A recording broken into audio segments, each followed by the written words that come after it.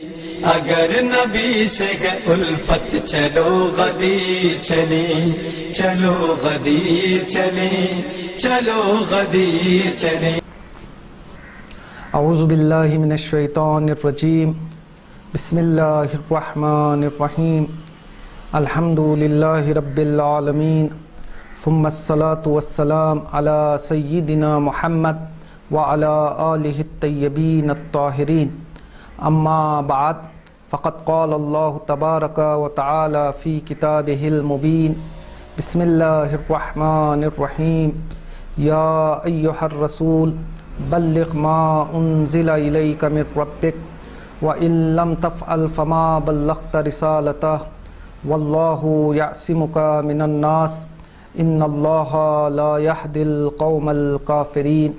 معزز ناظرین حضرات، السلام علیکم ورحمۃ اللہ وبرکاتہ۔ گزشتہ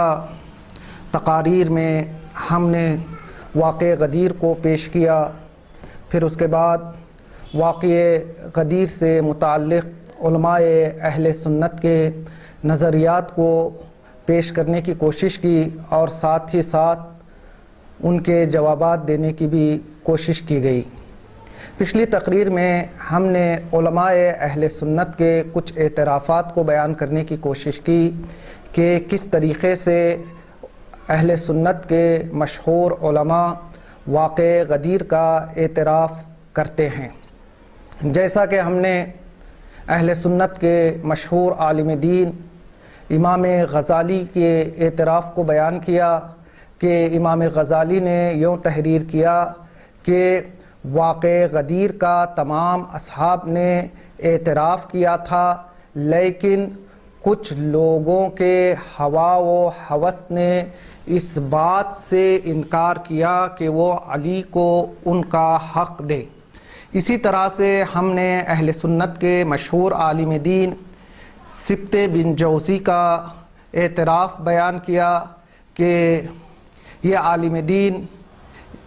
کمیت کے اشعار کے متعلق ایک خواب کو بیان کرتے ہیں اور اس میں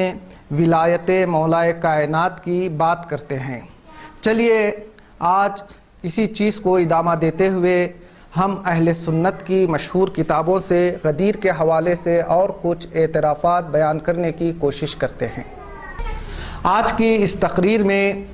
خلیفہ دوم کا ایک اعتراف جو کتاب ینابیع المعدہ میں درج ہے۔ صاحب کتاب ینابیع المعدہ یوں تحریر فرماتے ہیں کہ جب واقعہ غدیر رونما ہوا تو اس کے بعد خلیفہ دوم مولائے کائنات کے قریب آتے ہیں اور آنے کے بعد یہ کہتے ہیں کہ بقن بقن لکا یا ابا الحسن اصبحت و امسیت مولایا و مولا کل مؤمن و مؤمنہ۔ مبارک ہو اے ابو الحسن، آج کے بعد تم صرف میرے ہی نہیں بلکہ تمام مومنین اور مومنات کے مولا بن گئے ہو۔ پھر اس کے بعد صاحب کتاب ینابیع المعدہ تحریر فرماتے ہیں کہ خلیفہ دوم رسول اسلام سے یہ کہتے ہیں کہ یا رسول خدا، جب آپ یہ اعلان فرما رہے تھے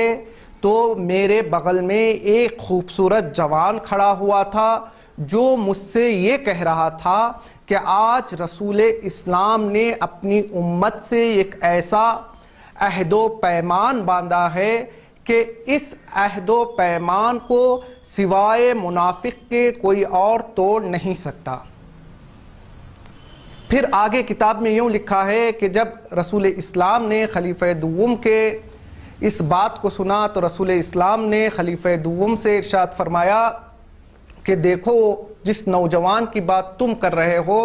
وہ کوئی عام نوجوان نہیں تھا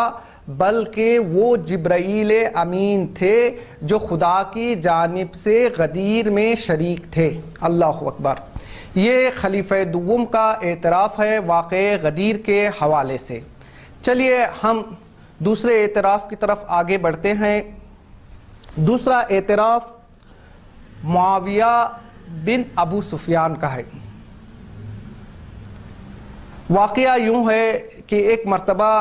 معاویہ ایک مجلس کو تشکیل دیتا ہے اور مجلس میں موجود لوگوں سے کہتا ہے کہ آج جو علی کے حوالے سے حق کو بیان کرے گا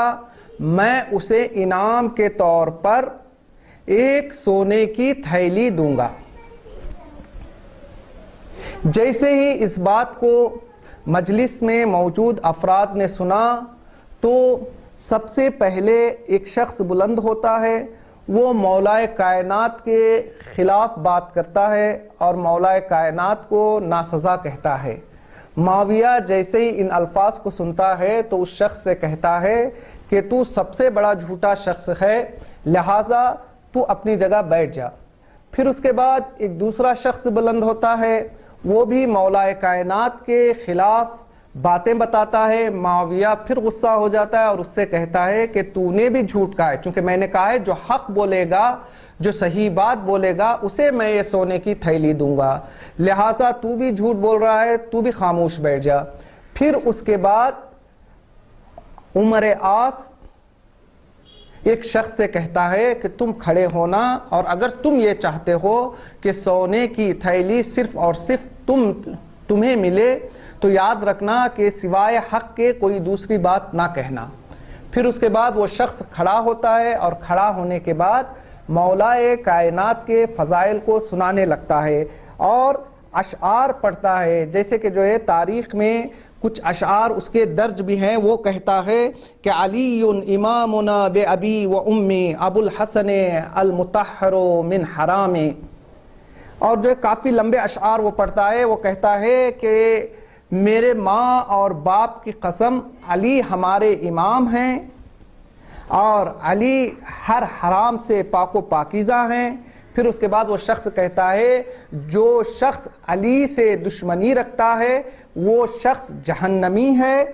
چاہے اس شخص نے 1000 سال عبادت ہی کیوں نہ کی ہو۔ اب جیسے ہی معاویہ ان الفاظ کو سنتا ہے تو فوراً اسے شاباشی دیتا ہے اور سونے کی تھیلی اس کے حوالے کر دیتا ہے۔ اور یہ شخص جب مولا کائنات کے فضائل پڑھتا ہے تو معاویہ کے سامنے امام علی علیہ السلام کو اپنا امام بتاتا ہے۔ چلیے ایک تیسرے اعتراف کی طرف آگے بڑھتے ہیں۔ معاویہ کا قریبی ساتھی عمرو عاص کہ جس کے باپ کے بارے میں یہ ملتا ہے کہ رسول اسلام نے اسے ابتر کا لقب دیا، اور اس کی ماں کے بارے میں ہمیں تاریخ میں یہ ملتا ہے کہ وہ بدنام زمانہ تھی۔ بہرحال عمرو عاص کے حوالے سے یہ ملتا ہے کہ جب مولا کائنات کی شہادت ہو گئی تو پہلے سے کیے ہوئے وعدے کے مطابق معاویہ عمرو عاص کو امیر مصر بنا دیتا ہے۔ پھر وقت کے گزرنے کے ساتھ ساتھ جب معاویہ عمرو عاص سے مصر کا خراج پوچھتا ہے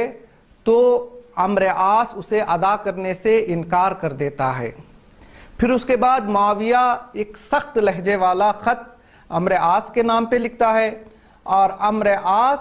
جب اس خط کو اپنے ہاتھ میں لیتا ہے، تاریخ بتاتی ہے کہ یہ وہ دن تھے جب عمرو عاص کی زندگی کے آخری دن تھے۔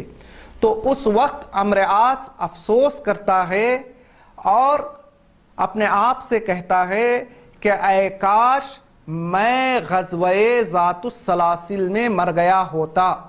چونکہ اس کے بعد میں نے بہت سارے برے کام انجام دیے ہیں، یہاں تک کہ نتیجہ یہ ہوا کہ میں نے معاویہ کی دنیا کو آباد کر دیا ہے اور اپنی آخرت کو میں نے خود ہی خراب کر لیا ہے۔ پھر اس کے بعد عمرو عاص 60 بندوں پر مشتمل یہ قصیدہ لکھتا ہے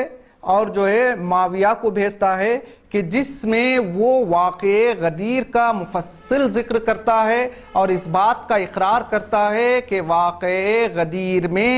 مولا کائنات کو رسول اسلام نے امام اور خلیفہ کے طور پر امت کے سامنے پیش کیا تھا، لیکن کچھ لوگوں نے علی کا حق ان سے غصب کر لیا ہے۔ تو معزز ناظرین حضرات، یہ کچھ اعترافات ہیں اہل سنت کے جو میں نے اہل سنت کی کتابوں سے جمع کیے ہیں۔ جو اس بات کی طرف اشارہ کرتے ہیں کہ واقع غدیر میں جو علی کو مولا بنایا گیا تھا وہ امام اور خلیفہ کے طور پر امت کے سامنے پیش کیا گیا تھا، لیکن کچھ لوگوں نے اپنے ذاتی مقاصد کی خاطر